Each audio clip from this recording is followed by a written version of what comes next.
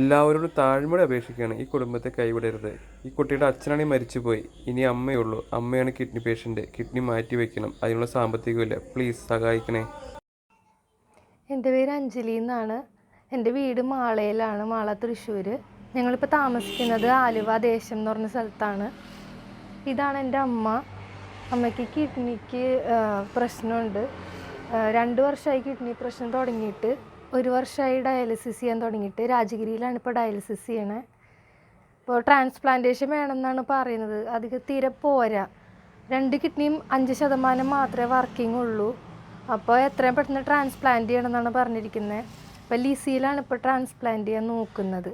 അപ്പോൾ അവിടെ പ്രൊസീജിയേഴ്സൊക്കെ കഴിഞ്ഞിട്ടുണ്ട്. പക്ഷേ മാറ്റി വയ്ക്കാനുള്ള പൈസ ഞങ്ങളുടെ കയ്യിലില്ല. 1 വർഷം മുന്നാണ് എൻ്റെ അച്ഛൻ മരിച്ചത്. അപ്പോൾ അത് കാരണം ഞങ്ങളെ സാമ്പത്തികമായിട്ട് സഹായിക്കാനും ഇവിടെ ആരുമില്ല.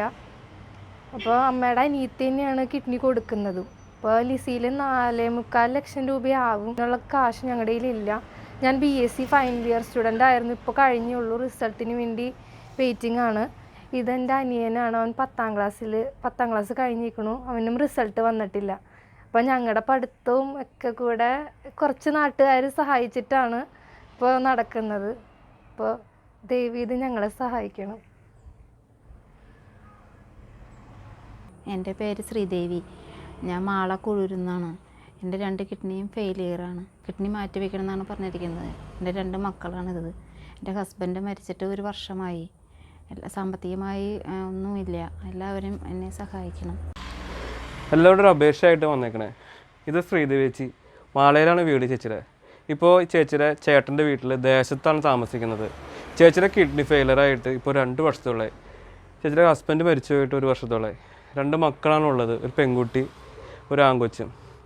ഈ കുടുംബത്തിന് നമ്മൾ മാത്രമേ ഉള്ളൂ ഒരു സഹായമായിട്ട്. ചേച്ചിയുടെ കിഡ്നി മാറ്റി വയ്ക്കണമെന്ന് പറഞ്ഞേക്കണേ. ലിസി ഹോസ്പിറ്റലിലാണ് ട്രീറ്റ്മെൻറ്റ്.